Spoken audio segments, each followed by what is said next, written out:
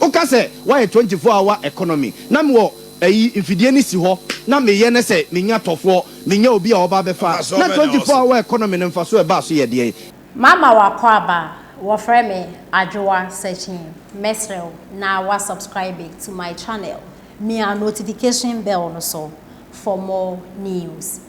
Ebusuafo Omanhene yaw edubuache ena na bedwafo omo ena omo host program awatu ne din ade ache bia e wo Sompa FM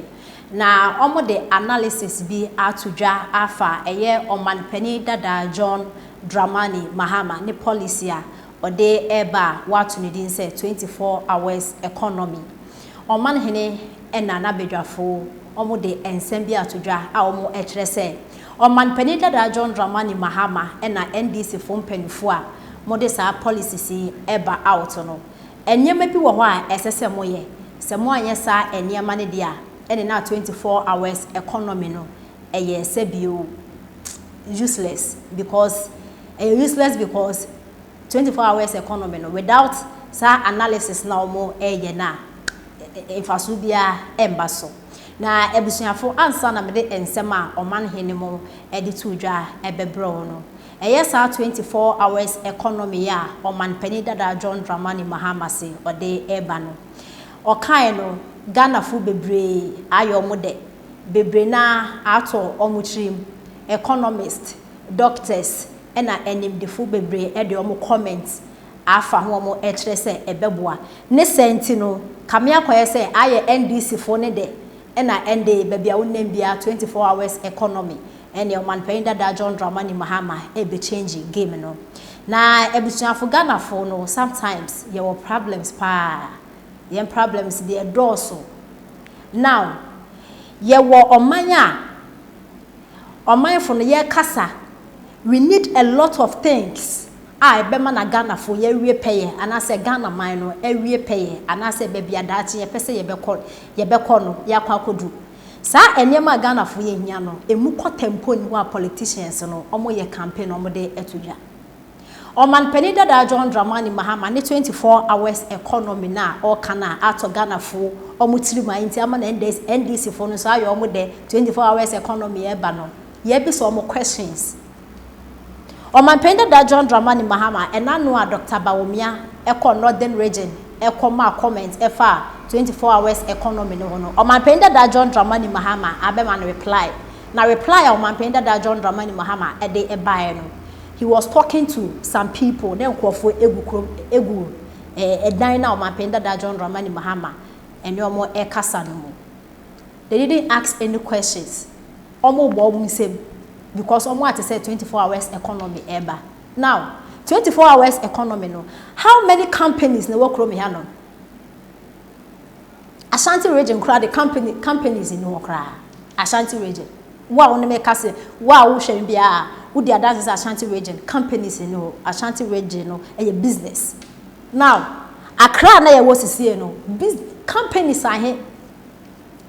ena ban no ewo private companies ahe na wo krom here no na sa 24 hours economy no Omanpani Dada John Dramani Mahama so de ba na be create jobs ama youth no companies ahe ena betumi afa youth no ena omo aye adwuma so in this case you know and so Omanpani Dada John Dramani Mahama here's all can try because what can it try no waka oba 24 hours economy no de aba now or promises say 24 hours economy and is all the aba and munja adwuma we kwa na pa no wa ba yimi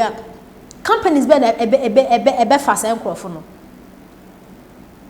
and then machines na mo de be adwuma betumi create more jobs now after youth now all come you don't have companies Omanpani His Excellency na Nana Dankwa Akufo-Addo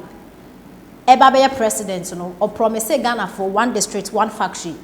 now NPP for no say one district one factory no mo aye NDC for no bi so say NPP for enye one district one factory bia because private companies NPP for adasa His Excellency Nana Dankwa Akufo-Addo edisika ko shem omo de omo adwuma nti NPP for so aye one district one factory se sad that simple dia Say Nana do why are they? Because government companies, eba bebre ne begu omu bia yen Ghana for na yebegu no because ye adwuma wo abandwuma de ebia obegu no nti ka private companies no kwa ye nti sanka NPP for wo so yo ka say one district one factory yo mo ebo your friend say omu di sika e private companies mi sanka e koso sanka NDC for mo ba na mo de sa mo policy 24 hours policy ba sanka be bo yan kasa Omanhene da John Dramani Mahama say e bisa no questions say Ghana ha ye wasase bebre munsi oil factory munsi sugar factory munsi gari factory fufu powder factory munsi bi factories bebre wo Ghana ha mobetimi aye bebo oman no na import bebre be na swate na ye ni sika nso ye de yeti pempem se ba akobobra e wa abrochi nke swate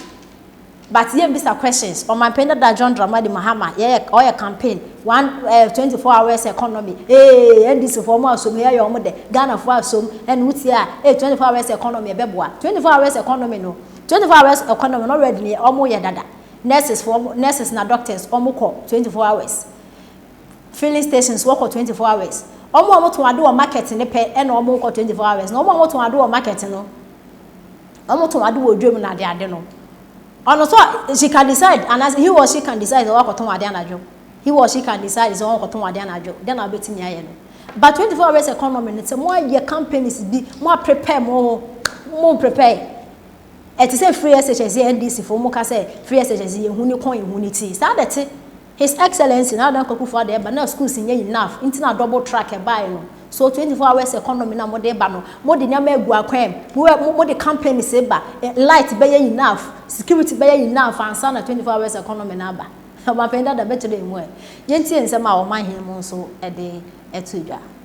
me dey so ye say sa 24 hour ade un say wo enwuma bi wo no ma season a so wo hwe Dr. Kwaku oten ne burukutu modwuma omo ye ya se bedu Christmas a the consumption of alcoholic beverages ne insuo ni sa ne manema na ekosoro pa nje bia se no ye adwuma no papon eye no nsia obon se omo production no omo kasa fa nipa efa boys ni bi se obi a ye fa Christmas ne yatima run shift aye adwuma na dwuna se be a ye be meet production no yes eye season a obi te se tell ni a opamade edu Christmas a obi akwaje ne bro nya atade omo ye night market yes oye ne night ne deda so to say to meet demands the customers and yama omo dia brand se be ya obe meet omo time limit no oye adwuma ne deda sa tell ni na opamade bi a eye Christmas no and adwuma ne nyina akwa Christmas no 24 hour economy no there should be a deliberate policy so to help them say tell any now opamade ni kwa say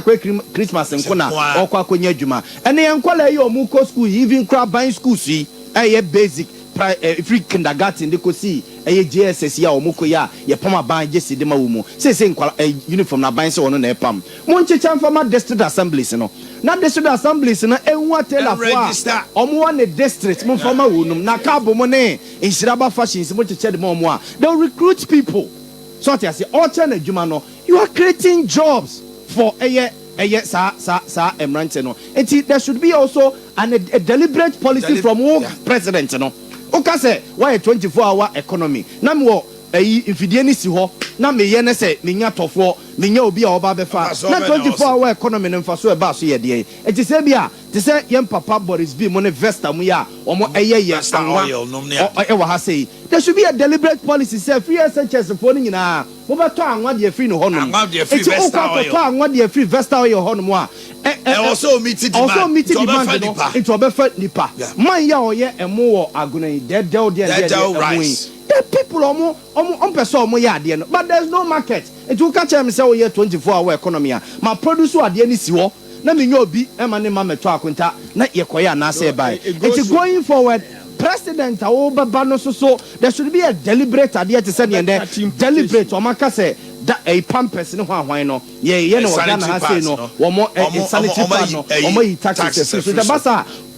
so no ma ye hu say akonta say say ne board den credit 25 Ghana cedis say next month to say January sa de ne start ya o sa Ghana de na 20 or say be 50 o sa buy my list ni ekodwom ko check say o mate so ni kwan so so mo ye tirimodен ene nipa bone sam ya yi sa taxes ni nyina free so mom na still muguso de 25 ba sa na so mo ye nipa bone for all right so I mean for